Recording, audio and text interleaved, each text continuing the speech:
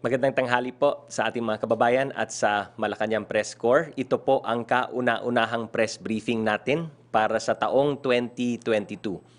So before proceeding, let me first greet our friends in the media and our viewers a Happy New Year. Hindi na po tayo magpaligoy-ligoy while we welcome the new year with optimism.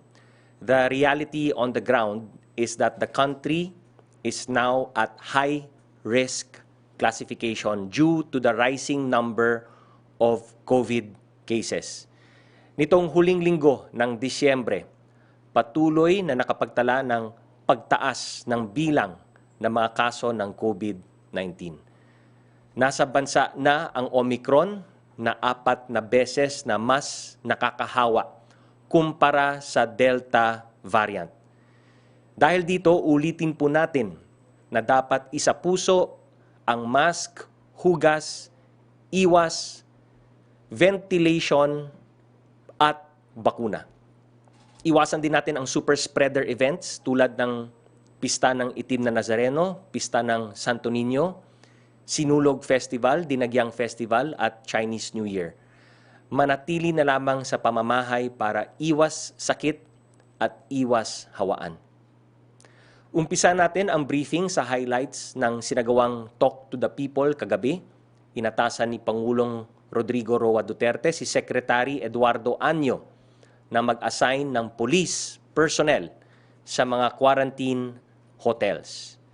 Dagdag ng Pangulo, kailangan may complete authority to inquire ang nagbabantay ng mga pulis para ma-monitor ang compliance sa quarantine rules. This is being done in order to prevent those who may attempt to violate the quarantine regulations that have been put in place to protect our population from COVID. Umapela ang Pangulo sa mga Katoliko sa kanilang pangunawa sa mga hakbang na gagawin ng pamahalaan para maprotektahan ang public health at public safety kaugnay sa pagdiriwang ng Feast of the Black Nazarene na maituturing na isang posibleng super spreader event dahil sa dami ng dumadalo dito.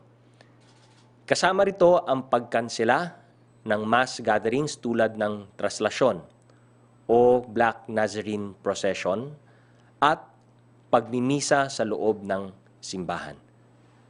Kaugnay nito, inaprubahan ng National Task Force Against COVID-19 ang pagsuspinde ng traslasyon o ang prosesyon ng imahe ng itim na Nazareno, ang pagsasara ng Minor Basilica of the Black Nazarene of the Quiapo Church mula Biyernes, January 7 hanggang Linggo, January 9, 2022. Inaprubahan din ng NTF ang pagsasagawa ng online masses. Walang physical holy masses na magaganap. Kasama rin sa inaprubahan ang paglalagay ng checkpoints at deployment ng officers mula sa Manila Police District at Joint Task Force Coronavirus Shield para ma-discourage ang mga deboto sa pagtipon-tipon sa simbahan. Samantala, inatasan ng Pangulo ang National Bureau of Investigation na imbestigahan ang mga kaso ng posibleng paglabag ng quarantine protocols na pinapatupad ng pamahalaan mula pagdating sa airport hanggang sa facility, hotel o bahay. Inirekomenda naman kagabi ni Presidential Advisor on COVID-19 Response and Testing Czar, Secretary Vivencio Vince Dizon, sa Talk to the People address na i-adopt nationwide ang Metro Manila Council resolution na i-restrict ang movement ng unvaccinated, kasama ang mga lugar na wala pang surge. Kaugnay nito, naglabas ng memorandum ang Regional Task Force COVID-19 ng Calabarzon na naglilimita sa paggalaw ng unvaccinated individuals. Hinihikayat ng RTF Calabarzon ang lahat ng local task forces sa region na i-adopt ang nasabing resolution. Sa usaping bakuna naman, nasa mahigit 110 million ang total doses administered as of January 4, 2022, ayon sa National COVID-19 Vaccination Dashboard. Nasa 79.42% naman ng target population or 61,260,924 ang nakatanggap ng first dose, samantalang nasa 65.63% ng ating target population ang fully vaccinated. Let me again reiterate to our unvaccinated kababayans, tara na at magpabakuna. Huwag na itong ipagpaliban. Lahat ng bakuna ay ligtas, epektibo at libre po. Vaccines are free and have been proven to be safe and effective. The numbers clearly show how these can prevent serious cases of COVID. 85% po ng COVID patients sa ating ICUs or intensive care units ay mga unvaccinated. Kaya malaking tulong ang bakuna para maprotektahan kayo laban sa COVID-19 at ang mga variant nito. Malinaw po ang ebidensya. Ito ang ating pinakamabisang armas kontra COVID-19. Sa mga fully vaccinated na, ischedule nyo na po ang booster shots ninyo para sa dagdag proteksyon. There are supplies available, so much so that there are now even LGUs that offer booster shots to non-residents. Pumunta naman po tayo sa COVID-19 update. Ayon sa January 4, 2022 COVID-19 case bulletin ng DOH or Department of Health, nasa 5,434 ang bagong kaso ng COVID sa bansa, habang nasa 26.5% ang ating positivity rate. At habang patuloy ang pagtaas ng mga kaso, dapat doble po ang gawing pag-iingat. Lalo sa mga pumapasok sa trabaho, ugaliin na mag-ingat buhay para sa hanap buhay. Iwasan nating magtipon sa mga 3 Cs, yung mga closed spaces, yung mga crowded spaces, at yung mga close contact settings. Kung hindi ito maiiwasan, kagaya ng pagsakay sa public transportation, tiyakin natin na naka-full face mask po tayo. Iwasan din ang pagkikwentuhan habang kumakain during lunch break or during merienda break. Mas safe po kumain ng hiwa-hiwalay. Kaya kanya-kanya muna tayong kain, mga kababayan. Now, for other data, nasa 97.2% ang porsyento ng gumaling. Nasa mahigit 2.77 million na po ang nakarecover. Ngunit, malungkot naman naming binabalita sa inyo na kahapon po ay merong 18 ang naidagdag sa bilang ng mga pumanaw dahil sa coronavirus. Nasa 1.8% ang ating fatality rate at ito ay nananatiling mas mababa sa 2% global average. Ngayon, kung may concern or emergency kayo na related sa COVID-19, maaari ninyong tawagan ang mga sumusunod na hotline na naka-flash po sa inyong mga screen. Ayan po. Paki-take note po ng mga numbers at hotline numbers for COVID-19 sa inyong mga lugar at nandyan din po ang ating One COVID Referral Center. Bukas sa mga linya 24/7 para i-assist kayo sa inyong medical needs.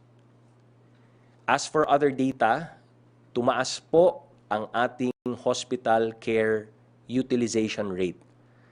Nasa 35% na po ang utilized ICU beds natin sa Metro Manila, habang nasa 26% naman sa buong bansa. 32% ang utilized isolation beds natin sa Metro Manila, habang nasa 27% sa buong bansa. 36% po ang utilized ward beds sa Metro Manila, habang 19% sa buong bansa. 20% naman ang utilized ventilators sa Metro Manila, habang 14% siya sa buong bansa. On the economic front, Alpha Southeast Asia Investment Magazine recognized the Philippines Stock Exchange as Best Stock Exchange in Southeast Asia for 2021. Congratulations po to all those who worked the past year to make this possible. Congratulations to Bangko Sentral ng Pilipinas, Governor Benjamin Diokno, for being awarded Central Banker of the Year 2022 by the prestigious The Banker. To quote The Banker, Governor Diokno has helped to see the Philippines through the COVID-19 pandemic and pushed ahead with his modernization agenda for the country's banking system. Good job, Governor Diokno, and congratulations. The Bureau of Customs, meanwhile, collected 645.77 billion pesos in 2021. This figure exceeded pre-pandemic collection of 630.21 billion pesos in 2019. And so we commend the officials and personnel of the BOC for a job well done. Samantala, bumaba naman po ang ating inflation mula 4.2% noong Nobyembre 2021 patungong 3.6% nitong Disyembre 2021. Bunsod ng baba ng presyo ng isda at gulay.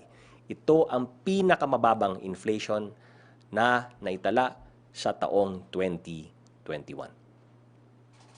Dito po nagtatapos ang ating opening statement. Makakasama naman po natin ngayon ang isang kilalang health expert, si Dr. Edsel Salvania, para pag-usapan ang Omicron variant at iba pang usapin tungkol sa ating COVID-19. Nandito rin po ang isa pa nating guest, si DILG Undersecretary Jonathan Malaya, para naman bigyan tayo ng updates sa status ng financial assistance para po sa ating mga kababayan na naging biktima ng bagyong Odette. So, shall we start with Dr. Edsel Salvania from UPPGH. Doc Edsel, any updates on nung babantayan natin dito sa Omicron variant and yung pagtaas po ng bilang ng COVID sa ating bansa? Good morning, and Cabsec, and good morning to everyone. Happy New Year po. Nandito na naman po tayo. Medyo tumataas na naman ang ating cases. But the interesting thing is, and I've been talking to yung mga colleagues ko dito sa ospital, marami dito sa ating cases are mild. And I think this is also because marami na po talaga tayong nabakunahan. It's possible rin nga na nandito yung Omicron, and that is associated with milder symptoms. Bagamat meron pa rin talaga siyang magkakaroon ng severe, pwede pa rin mamatay, lalong-lalo na dun sa mga hindi ko nabakunahan. So we expect nga na mabilis talaga pagkalat nitong Omicron. Nakita natin sa United States, lalampas halos 1 milyon na sila sa isang araw. Pero the good news is, yun nga, mukhang karamihan dito, lalo na dun sa mga nabakunahan na, are mild. And the important thing po talaga is pagpatuloy po natin yung ating vaccination program, and we continue to wear masks and ating minimum public health standards. Thank you, Doc Edsel. So what we want to emphasize again is to get the unvaccinated vaccinated. Kasi ayon ng sinabi mo, Doc Edsel, no, yung mga mild na cases na nakikita natin are from vaccinated. No, we cannot say the same thing about unvaccinated. So kung unvaccinated ka, hindi po mangyayari yung sinasabi yung Omicron ay magiging mild. That only happens if you're fully vaccinated. Tama po ba, Doc Edsel? At tama po yun, Kabsec. Nakita naman natin ang people in the hospital is 85% unvaccinated and yung mga namamatay is about 93% unvaccinated. Bagamat yun nga, may mga Omicron na pwede pa rin maging severe, we see this more in those people who are unvaccinated by a lot talaga. And yung mga namamatay 10 to 20 times yung risk nila mamatay, whether it's Delta or Omicron, compared to those who are fully vaccinated. Yes. And the second point also is even if you are fully vaccinated, kailangan iwasan pa rin natin yung Omicron because we do not want to overwhelm our healthcare capacities. And when we talk about healthcare capacities, we're also talking about our healthcare workers. Diba? Because in fact, we also have healthcare workers who are now isolating themselves, quarantining themselves because they've been exposed or have gotten the disease, no? Sila ay naging positive din. So ayaw rin po natin na mataas ang hawaan kasi ayaw rin po natin ma-overwhelm ang ating healthcare capacities, and that most importantly involves not getting our healthcare workers overwhelmed with so much work and cases that they have to take care of. Tama po ba, Dr. Edsel? Yes, tama po yun, Kabsec. Actually, dito nga sa ospital namin, sa isang ospital na tinatrabahuhan ko, I go to two other hospitals. 27 po yung nagkasakit na healthcare workers. All of them are vaccinated, pero po lahat are mild. But the problem is, they're out of circulation. So hirap po talaga yung mga natitira. And yun nga, even if mild nga yun na lumalabas, may impact rin po ito sa ating workforce. And mas mahihirapan po talaga tayo alagaan, lalo na yung mga kinakailangan ng medical attention na may mga severe and also yung mga non-COVID na kailangan po talagang i-hospital. So please help us, mga healthcare workers po kami. Kahit po mahawa kami, most likely mild, pero malaki po talaga yung impact sa capacity natin na alagaan ng ating mga kababayan na kinakailangan i-hospital. Thank you. And the third point also, Dr. Edsel, and this was discussed kagabi no, sa Talk to the People, let's take advantage of increasing the vaccination in the regional areas. No? While we're seeing a surge here in Metro Manila at yung mga kalapit na mga probinsya dito, we have to push for more vaccinations happening in the other regions outside of Metro Manila and Calabarzon. Tama po yun, Kabsec, kasi kung titingnan po natin, even though ang taas nung pag-increase nung cases, yung severe and critical is actually pretty flat.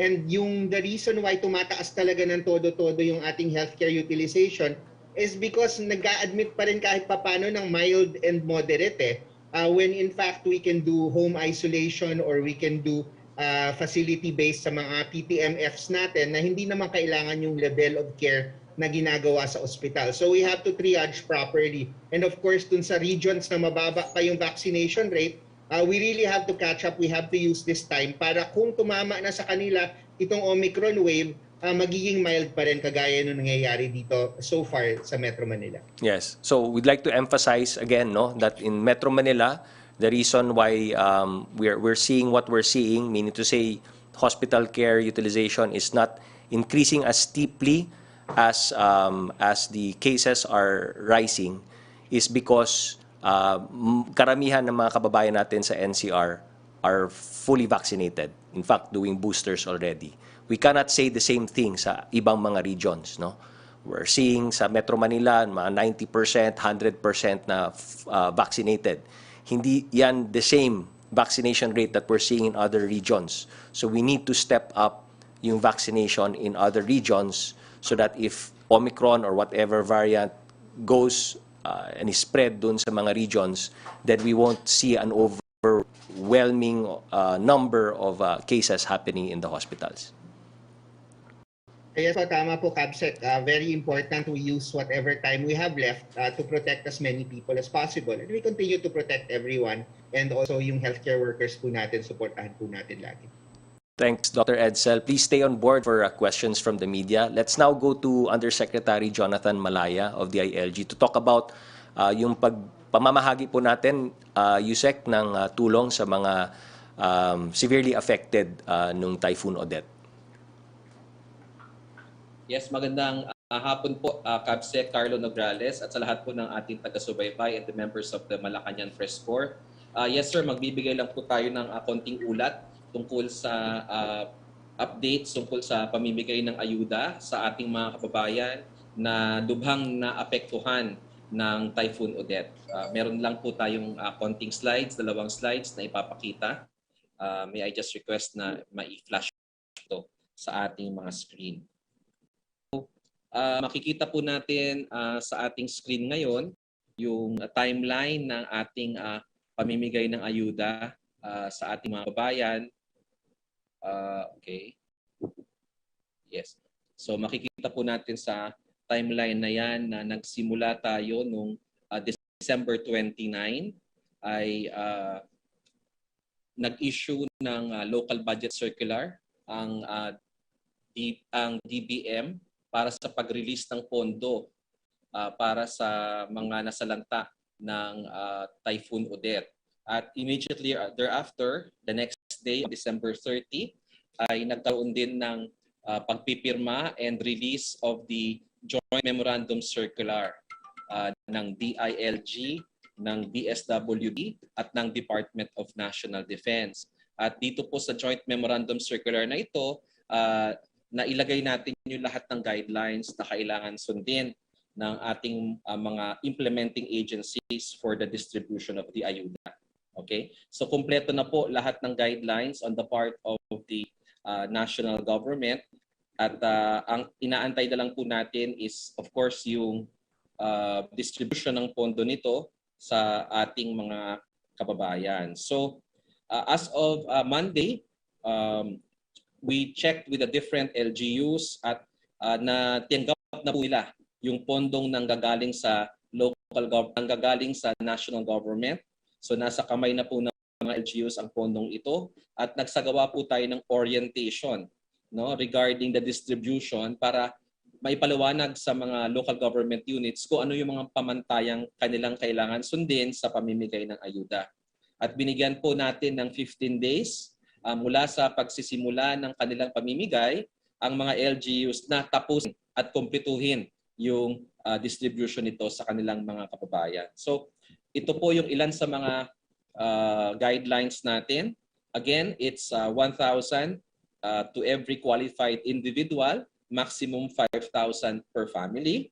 At ang mga target beneficiaries po natin are yung mga low income and severely affected individuals sa iba't ibang local government units. At yung listahan po ng mga eligible beneficiaries na siyang gagawa nito ay ang local government unit ay kailangan po ay ma-post sa social media or kung wala kuryente pa rin hanggang ngayon sa lugar na yon ay kahit i-post la sa mga conspicuous places na tinatawag sa barangay o sa munisipyo bago magsimula ang pamimigay. At meron din po tayong creation or pagtatalaga ng isang grievance and appeals committee sa level ng local government unit para maaksyonan kung meron mang mga reklamo sa ating mga kababayan. At dahil na rin po sa kautusan ng ating Pangulo na tumulong ang Philippine National Police and Armed Forces of the Philippines na magbigay ng additional manpower, ay nagbigay na rin po ng kautusan si Secretary Anyo sa Philippine National Police sa lahat ng rehiyon apektado ng bagyong Odette na magtalaga ng karagdagang personnel kung kinakailangan para maghatid ng tulong sa mga malalayong lugar. Next slide. So ito naman pong susunod na slide. Ito naman po yung budget na naibaba na natin sa iba't ibang munisipyo at lungsod na lubhang naapektuhan ng bagyong Odette. So sa Mimaropa po, meron tayong 3 probinsya and 21 municipalities na napadalhan ng pondong pinansyal mula sa national government for a total of 198 million. Sa Western Visayas naman po ay meron tayong 6 na probinsya for a total of 1.6 billion. Sa Central Visayas naman po, meron tayong 4 na probinsya for a total of almost more than 1 billion. Sa Eastern Visayas, meron po tayong 4 na probinsya for 964 million naman po. And Northern Mindanao, 5 probinsya, 156 million ang ating ibinaba doon. At sa Caraga, 5 probinsya, 864 million. So ang kabuuan pong pondo na ibaba ng ating national government, ng DBM, diretso sa mga local government units ay 4.8 billion. At nasimulan na rin pong ma-activate ang mga joint monitoring and inspection committees na pinangangunahan ng DILG, kasama po ang DSWD, ang Philippine National Police at ang Department of Justice. Sa bawat LGU, meron po kaming ganoon at malapit na rin po magsimula yung monitoring and inspection na gagawin ng DILG at DSWD sa mga LGUs para masiguro po na makarating ang tulong pinansyal na ito in cash sa ating mga kababayan na nangangailangan ng tulong sa lalong madaling panahon. Yun lamang po at maraming salamat po muli, Kabsec Karlo Nograles. Maraming salamat, Undersecretary Malaya. So let's now proceed to Yusek Rocky for questions from the media. Yes, thank you, Sec Karlo. Good afternoon din po sa MPC at sa ating mga guests ngayong araw. Yung una pong tanong ni MJ Blanca Flor ng Tribune ay na-presenta niyo na po, Secretary, about dun sa pagiging high risk ng Pilipinas sa COVID-19. Ang second question po niya, may we request the Palace to comment on the PDP Laban petition asking the COMELEC to reopen the COC filing. What are President Duterte's thoughts on the petition? Will he endorse a presidential aspirant who is a non-member of the party? Well, I cannot comment on that, especially in this podium, no? Because reports from the media, that petition is being heard or will be heard by the COMELEC today. So no comment po from the Palace.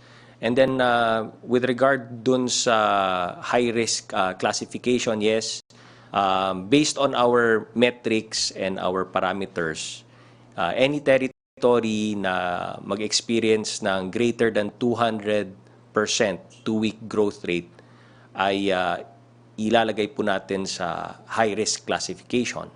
And unfortunately for the entire country, although most of it is makikita natin sa NCR plus areas, tumama na po tayo to more than 200%.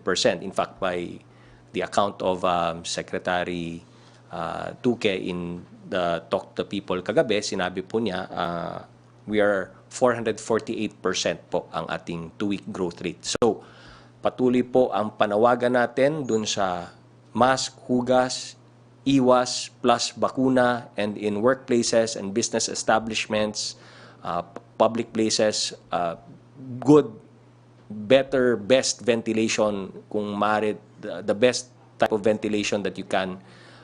Let's also be mindful of that. Opo. Ang third question mula po kay Sam Medanilla ng Business Mirror, reaction daw po ng Pala sa pag-drop kay EJ Obiana from the National Pool of Athletes by PATAFA. We continue to support all of our athletes, including our star pole vaulter, si EJ Obiana.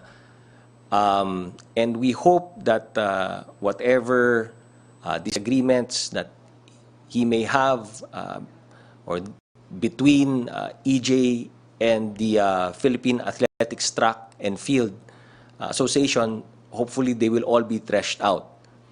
Now, for the allegations of fund misuse and other such allegations, documents, we have been told, have already been sent to the Philippine Sports Commission and the Commission on Audit. So let us await further development in that regard, or if they will issue a statement on that matter.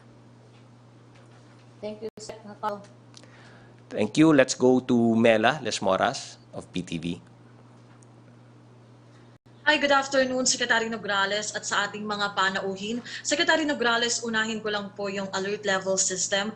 Since yun nga, alert level rin na ang NCR at iba pang mga karatig probinsya bilang proactive measure at parang habang hindi pa talaga kumakalat yung Omicron variant sa buong Pilipinas, are we eyeing o napag-uusapan na po ba sa IATF na isa-ilalim na rin yung buong bansa sa alert level 3 or mas mataas pa na alert level? When we look at our decision matrix ng alert level system po natin, very clear po, no, ang tinitingnan natin. We're looking at the 2-week growth rate, then we look at yung ADAR or average daily attack rate. That's how many cases per 100,000 population, no? And then after that we look at healthcare utilization rate. So dun po sa matrix na yan, makikita po natin kung anong alert level ang dapat nating i-classify ang isang lugar, probinsya. So yun yung ating decision matrix na sinusundan. Hindi yung buong bansa agad, no?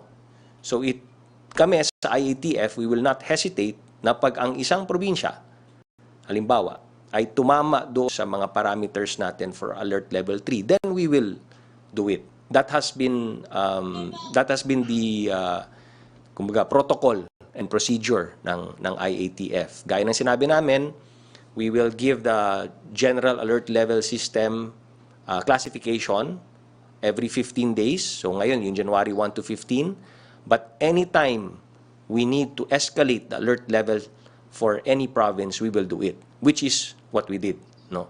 For NCR, and then later on dito sa Cavite, Rizal, and Bulacan. Meron pa tayong ibang mga probinsya na tinitingnan, no? Tinitingnan namin yung kung tatama siya doon sa parameters for alert level 3. Again, ayokong pangunahan ang IATF, but binabantayan namin, no, based on the numbers. And anytime that we feel that, anytime na tumama siya sa parameters for alert level 3 or higher, then we will immediately escalate. Opo. And since mas nakahawa itong COVID-19 ngayon, mas tumataas na naman yung numero ng kaso. May mga ilang government workers lang, CABSEC, na nagtatanong kung napapanahon na rin ba at may chance bang maibalik din yung hazard pay for government workers? Well, let's remember that when that was decided upon, we were under ECQ, no? And I believe MECQ din, na-cover din.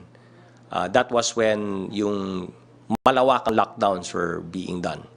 We have thus, since then, shifted to alert level system, the highest of which is alert level system 5. So wala pa naman tayong lugar na ina-alert level system 5. And that being said, ayoko rin pangunahan, no, ano yung magiging desisyon ng Pangulo or ng Office of the President with regard to that question, no? So let's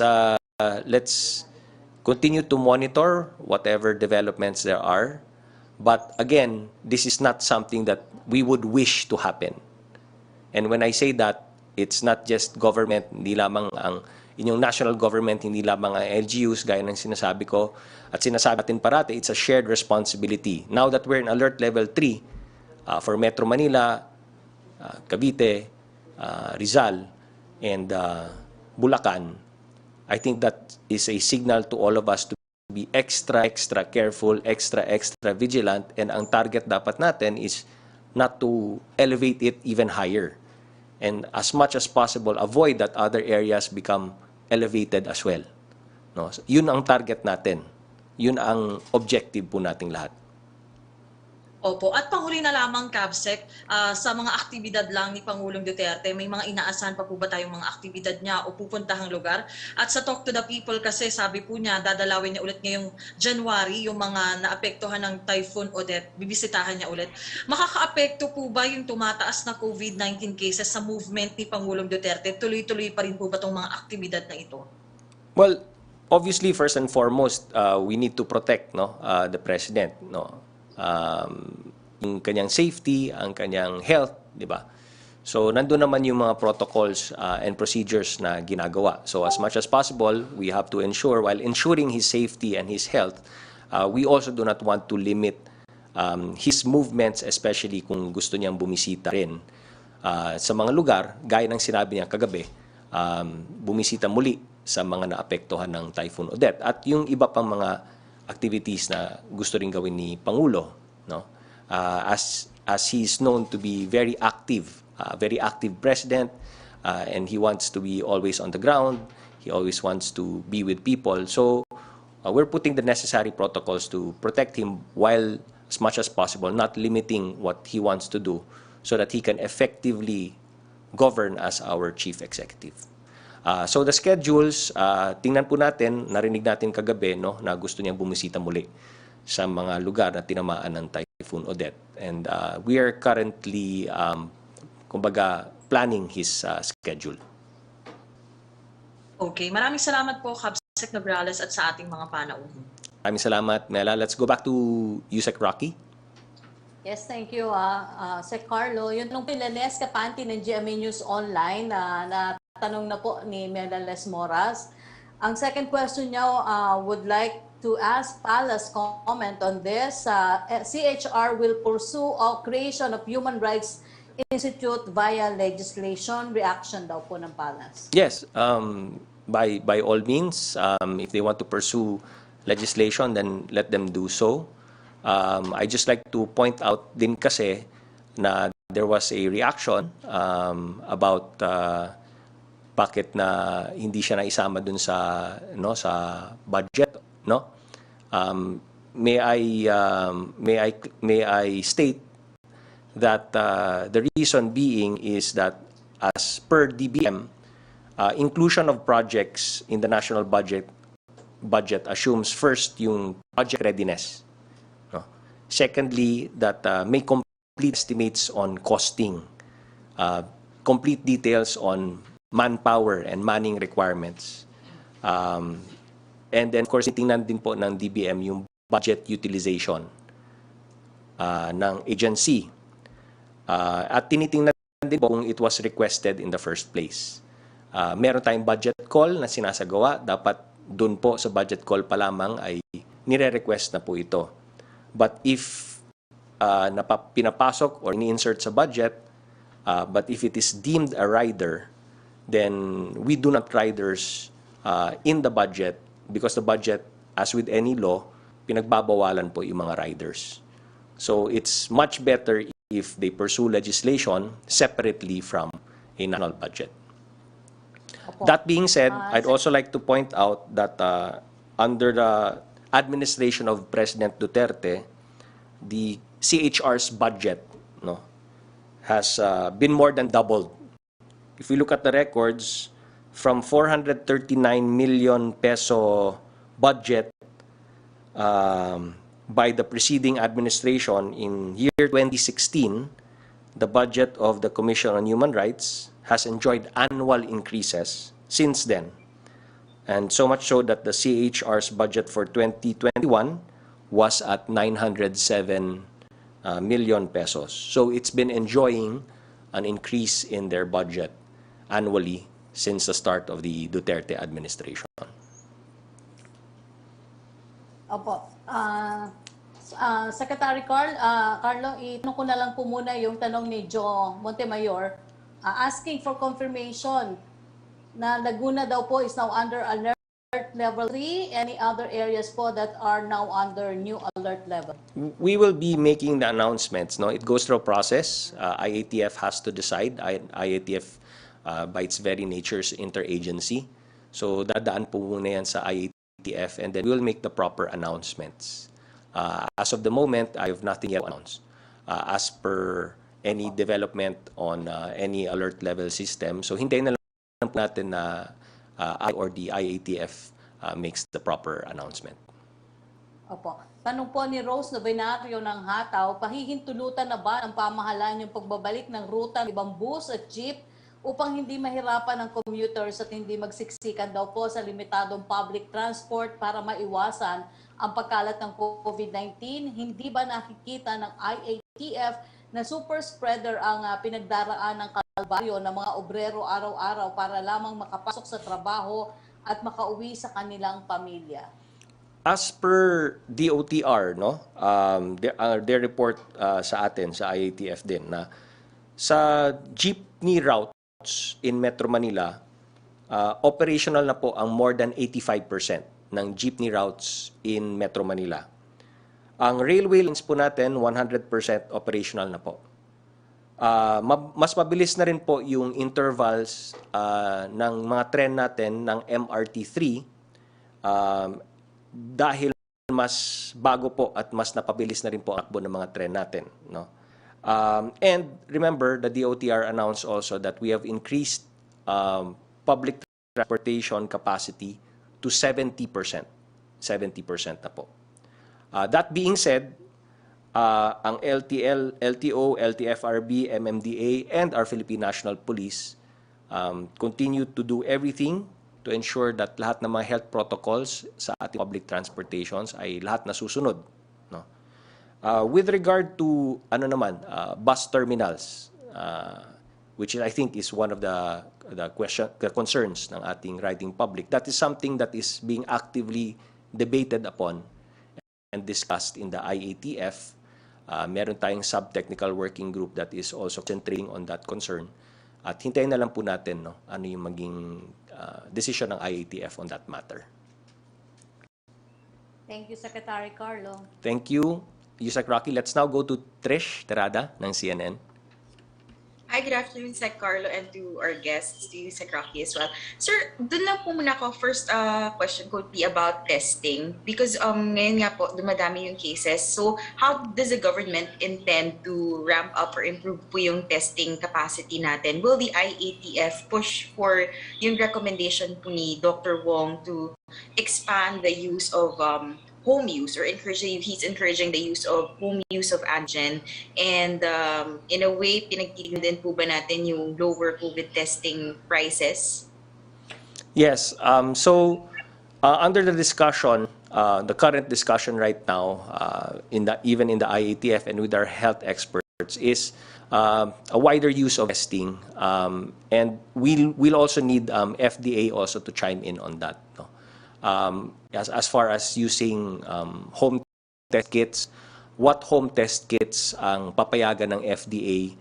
Kailangan may mag-apply din for home test kits. What sort of parameters pwedeng pumasa batay sa FDA, no? At sa pagsusuri ng ating mga health experts, no? Wider use of antigen, and of course the gold standard continue to be RT-PCR. So now with this Omicron variant, and as many other countries have been looking din at home test kits, it's also something that we are also looking at. Maybe we can ask also Dr. Edsel Salvania to chime in, because he's our health expert here. Dr. Edsel. So, thank you. Yes, thank you, Kabsec. Yeah, I mean, the antigen tests are good, lalo na yung home administered ones, kasi then you don't have to go out and potentially infect other people when you have symptoms. But we'll do all these. But the most important thing talaga that you can do when you are symptomatic, especially if you only have mild symptoms and you're fully vaccinated, mababa naman yung risk na you're gonna have severe symptoms, is really to stay put and not infect anybody else. Home isolate. If you need testing, there are labs that do home testing, and there are some LGUs that do home testing as well. So if you're having difficulty getting a test or ubod ng haba ng pila, the other option, if you only have mild symptoms, is to do telemedicine, try to get tested at home so that you don't expose anybody. And if you really can't get a test but you have symptoms, just isolate for 10 days para wala na tayong ibang mahawahan.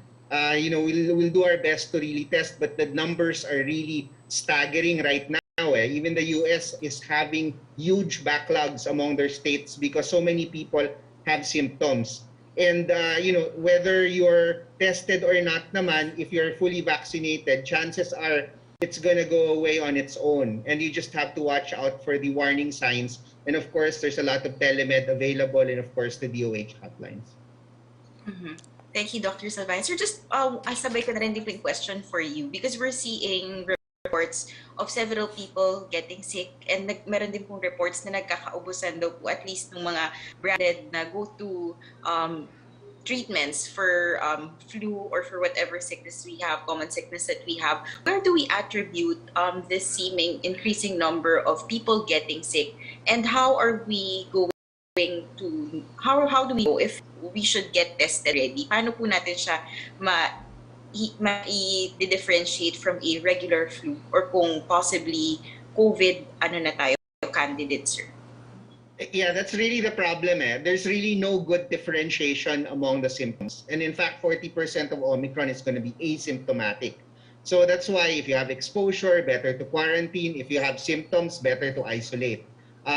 It's important, you can have symptomatic relief. The symptomatic relief is great for being able to sleep.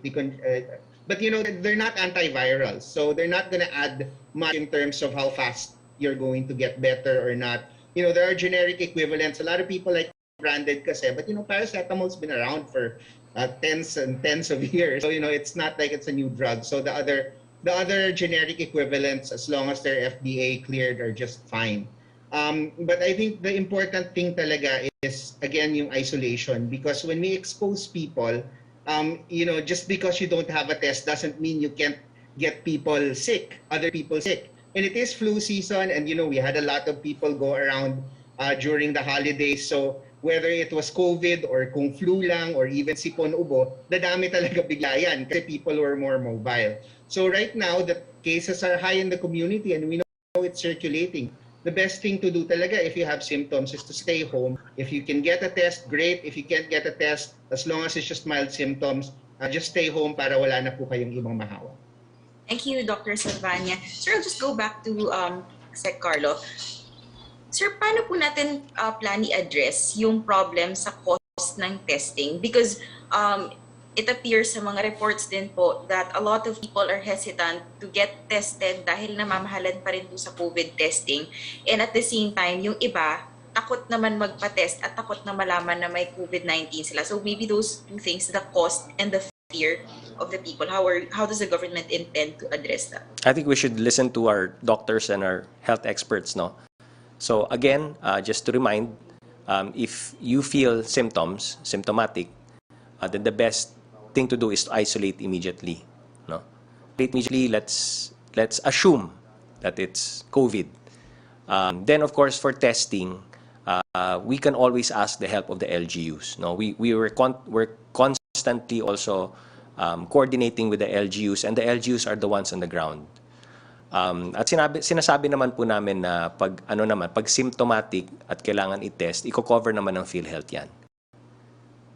And then the LGUs, so they have their own also ways of testing. So all of these things, all of these options are available sa ating mga kababayan. But again, let's listen to our health experts. If you're symptomatic, if you feel symptoms, isolate agad. And then try to get a test. Then we'll work hard to get you tested immediately so that we can confirm whether or not it's Omicron. But you need to also avail of the services ng ating telemedicine. You need to avail of the services ng LGUs as well. All right. Thank you very much, Cabsec. Thank you, Dr. Salvania. Thank you. I just like to again emphasize, vaccinate. Thank you. Let's go back to you, Sec. Rocky. Yes, thank you, Sec. Karlo.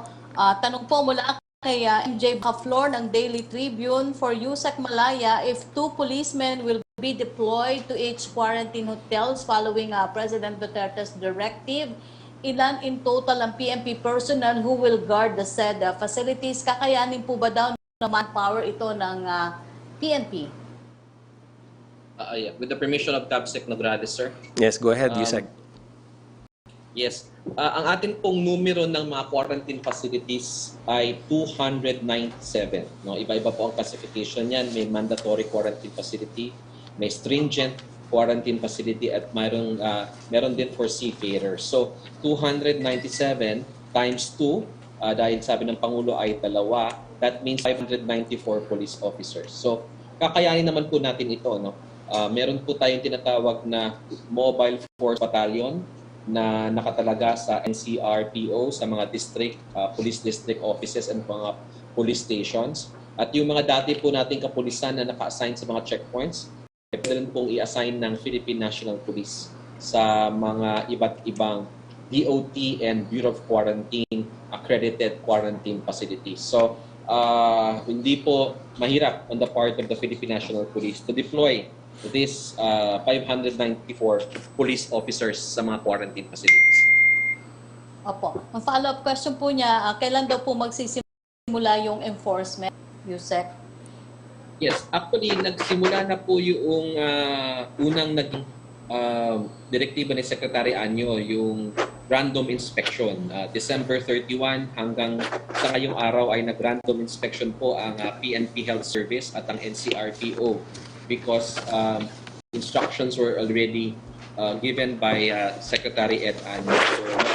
So, facilities, around 50 have already been randomly inspected by the Philippine National Police. Pero po, since bago lang po ito, bigyan po siguro natin ng 1 o 2 araw ang ating kapulisan para mag-assign ng tao. I would expect baka po bukas ay meron na tayong mga pulis na nakatalaga sa quarantine facilities.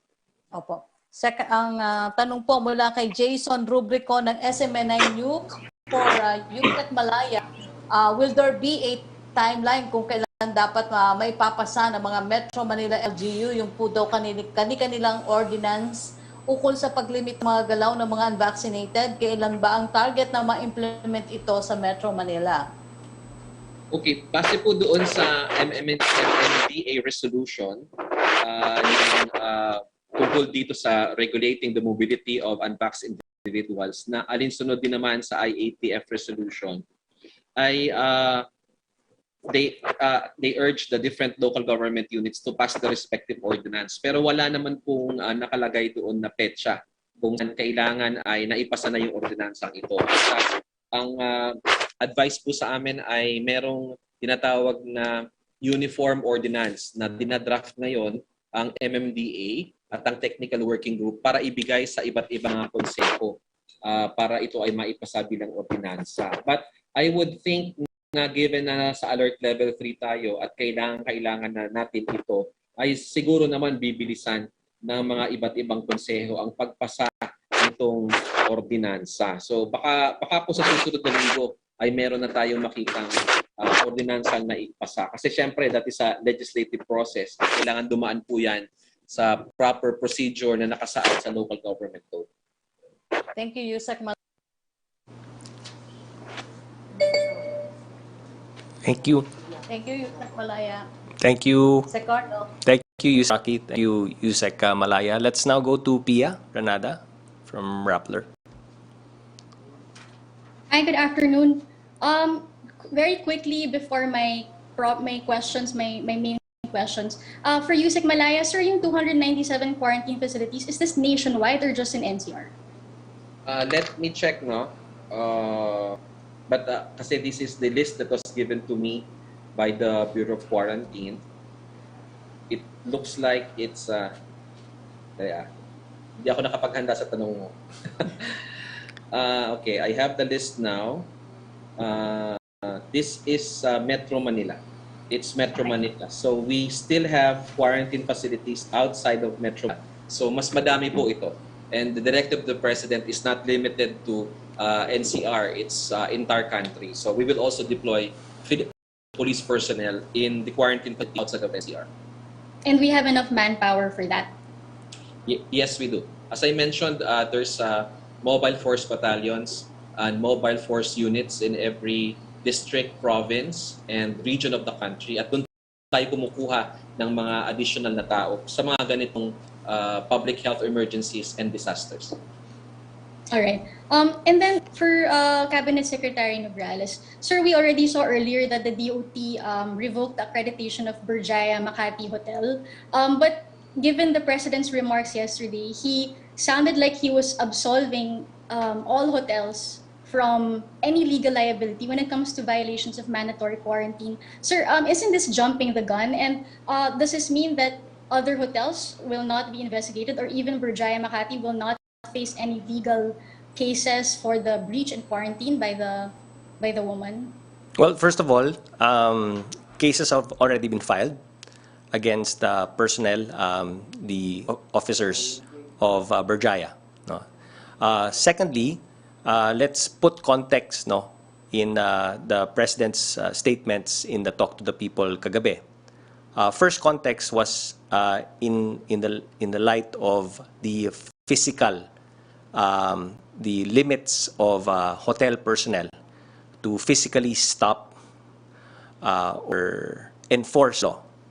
And it was in that context na limited, no, yung maaring gawin ng mga officers or officials or the workers or employees and the manager of the hotel. Given that context na medyo limited, no, yung kayang physical enforcement, kaya po kinakailangan ng police. And that's the reason why the President ordered DILG Secretary Ed Año to ensure that may police personnel tayo to strictly enforce doon sa mga quarantine facilities and isolation facilities natin because of the limits of the employees ng hotel to physically enforce. Especially pag naging aggressive na yung what do you call this? The person being quarantined. So No problem also in naman, that sir, with also the- in with that the additional context deployment of cops. But we're just also in concerned that about the legal context liability. yung sinasabi rin is that duty bound pa rin, no, yung officials of that hotel or quarantine facility to at least report any violations of those who are supposed to be under quarantine. And if there is negligence in the part or hindi ginawa, the omission of the hotel employees or its officers in not reporting. Remember, the key word here is yung pagre-report. Because if the law is the Notifiable Diseases Act, no? So nandun yung responsibilities and obligations to report those who violate, particularly so para sa mga quarantine facilities na they're duty bound to at the very least report. In this case, as filed by the CIDG and complainants, wala talagang pag-report na ginawa. So those are omissions which unfortunately fall under the elements found in the provisions of the law na pinagbabawal, na prohibited acts. So, Secretary, the President stands corrected. These hotels can be held legally liable for non-reporting. And sir, how will the President's remarks last night affect the investigations into hotels who are involved in the absentee quarantine modus? You have Tuloy pa ba to po, sir, yung you have to go investigation? back to the conversation between the Secretary of Justice and the President in the Talk to the People, and that was very transparent. And in that conversation, the President agreed, no? And then na-emphasize niya lang yung limitation ng physical enforcement, lalo na pag naging aggressive na yung magva-violate ng quarantine. So that's why you need a law enforcer there in order to prevent such aggression or such violations because of the limitations nga of these employees of the hotel. It does not remove or absolve them of their negligence, the omissions of their act, the non-reporting, and in any case, the cases will be filed, the cases will be prosecuted, and then it will be up to the judge to decide. Okay. Last question, Secretary. Just further on the recommendation of Dr. John Wong about antigen testing. Sir, will the IATF consider subsidizing antigen testing the way that some other governments do that make it more accessible and affordable to the public, lalo na yung home testing? This is something that's consistently being discussed, especially in light of this Omicron. And again, we're looking at different options for us, for the national government, for the LGUs, and even for private individuals.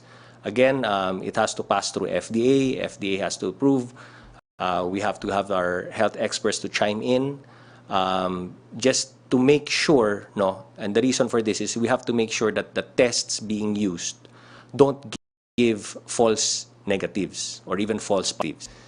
Diba? So it has to pass through this rigorous process with the health experts, the FDA chiming in, the DOH, and then obviously the IATF will have to make a decision about increasing the options for testing for our population. Sir, why only now, 2 years into the pandemic? Other countries have very formalized, institutionalized protocols on home testing, antigen, and subsidizing antigen test kits. How come we're only doing this now, studying this matter? No, it's further something now? that we always consistently study naman. It's always something that's consistently on the table sa IATF. But we're always looking at the RT-PCR as a gold standard, remember. That's the gold standard. Then we allowed antigen testing, no? And then as the months go by, there will be more and more test kits available or options for testing in the market, no? And so we also look at what other countries are doing and what sort of home testing kits that they are actually using.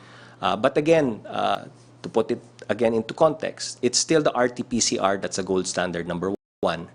It's still through RT-PCR that we are able to do genome sequencing. Diba? All the other test kits won't be able for us to determine what type of variant. So under that context, we have the gold standard and we have other testing kits coming out in the market that has to pass through FDA, that has to be studied by our health experts. And again, we don't want to give any false negatives out there because that's also dangerous. So the point is it's always consistently being studied by the IATF and our health experts. And, you know, developments are happening every month as we speak with regard to testing. Okay, thank you, Secretary. Thanks, Pia. Let's go back to you, Sec Rocky. Yes, thank you, Sec Karlo. Tanong po mula kay Lanes Kanti ng GMA News Online, will religious gatherings included masses be prohibited under alert level 3 areas for amid the rising of COVID-19 cases? Well, based on our current guidelines, we still allow religious gatherings 30% for alert level 3, 30% for fully vaccinated. No?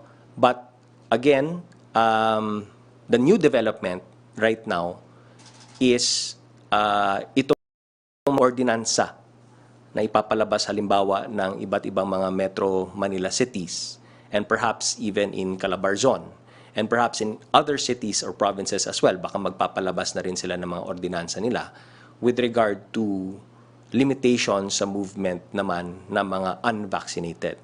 But as it stands, the general rule, pag alert level 3 ang lugar, then pag religious gatherings, it's 30% indoors for the fully vaccinated. So yun pa rin po ang sinusundan natin. Special lang po yung sa pista ng Black Nazarene, which ayaw nga natin ng super spreader event. So kami ay nakikipag-ugnayan din sa Catholic Church na yung mga misa ay gagawin na lang pong online. Opo.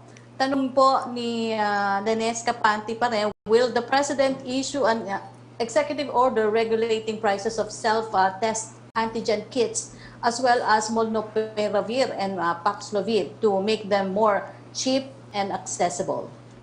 Well, that's something that we will be looking at. Again, as far as FDA is concerned, it has to pass through their regulation. Pagdating dito sa mga antigen kits or self-test kits, as far as molnupiravir and Paxlovid is concerned, I think yung sa Pfizer na Paxlovid, still awaiting word from FDA kung meron na po bang nag-ano na ba sila if they went to FDA to apply, no, for an EUA for that for Paxlovid. Sa molnupiravir, I know may mga LGUs din po na who have already purchased or have already secured. Yung sa EO, that's something that I will have to refer to the DOH and the health experts to chime in. No? But the President even signs an EO, kailangan dumaan po yan sa proseso, and possibly the DOH will have to send its comments with regard to that. I don't know if Dr. Edsel Salvania would like to add anything from what I just said. Dr. Edsel? Yes, Cabsec. Actually, a lot of these meds, yung like for molnupiravir for Merck and Paxlovid for Pfizer, the companies have already said that at least while pa-pandemic, they will minimize lang yung profits from it, and they've actually licensed it to several generic the generic manufacturers. Now it's really up to the generic manufacturers, unfortunately, kung magpapatong pa sila on top of that. So we'll see how it goes, but I think like with the testing sa RT-PCR and other things, I think government can make those decisions whether they need to regulate those prices po. Opo, Sir Carnel, susunod pong tanong mula kay Jopel Peleño ng DWIC. Same question po sila ni MJ Blanca Flor ng Daily Tribune. Secretary Dizon and 3 other cabinet secretaries recommends that the no bakuna, no labas policy of Metro Manila mayors must be implemented in the entire country. May desisyon na po ba ukol dito ang IATF at kailan ito maipatutupad? Ang follow-up po naman ni Ivan Mayrina dyan ay kung should there be ordinances or will the President issue an executive order? May meeting po ang IATF tomorrow, and that's one of the possible topics that we will be discussing. As it stands right now, I mentioned in my opening statement, so far, yung Metro Manila Council ay nagkaroon ng isang resolution. Sila po ay they come into an agreement. Napagkasunduan po nila na maglalabas sila ng kanilang mga ordinansya. Then the Calabarzon also, Regional Task Force, is also supporting that, and perhaps even the local government units and the provinces under Calabarzon will also come out with their own respective ordinances. Obviously, then for other LGUs as well, it's up to them to decide. As far as IATF is concerned, we'll probably talk about it tomorrow sa aming IATF full meeting. Opo. Tanong pa rin po mula kay Ivan Mayrina ng GMA News. Pa-clarify daw po the President's order to barangay captains to arrest unvaccinated individuals who will go out of their residence. Attorney Cayosa, former president of the IBP, said, and I quote, walang batayan yung walang batas o ordinansa na nagbabawal na lumabas. Ang covered ng ordinansa ay ang pagpasok sa mga establishments. Police power dapat may basihan sa batas or ordinansa. Absent any crime, walang basihan para mag-aresto. Opo, pag lumabas yung ordinance, then when the President was speaking about persons in authority, yung barangay kapitan po is considered a person in authority. So sa konteksto po na yun, pag oras na lumabas na ng ordinance ang isang LGU, halimbawa dito sa Metro Manila, yung mga cities natin dito, dahil napagkasunduan na nga po ng Metro Manila Council na maglalabas ng ordinansya ang mga LGUs dito sa Metro Manila, then ma-enforce na po yan ng ating law enforcement agencies and persons in authority, including the barangay kapitan. Opo. Yung tanong po ni Miguel Aguana ng GMA News, sagot niyo na rin na Sec Carlo about do sa pila sa swab testing. Salamat po. Thank you, Yusek Rocky, at maraming salamat din po sa ating mga guests, Undersecretary Jonathan Malaya ng DILG, and of course si Dr. Edsel Salvania. Mga kababayan, our experience with COVID-19 has shown us that we can contain this disease with prompt, decisive, and measured action on the part of the national government, our local government units, our communities, our families, and ourselves as individuals. This allowed us to overcome the threat posed by the Delta variant, and this will allow us to overcome the challenges posed by the Omicron variant. Malinaw po na lahat tayo kailangang kumilos na may buong pag-iingat. mask, hugas, iwas, plus ventilation, plus bakuna. Kung may nararamdaman po kayo, immediately isolate.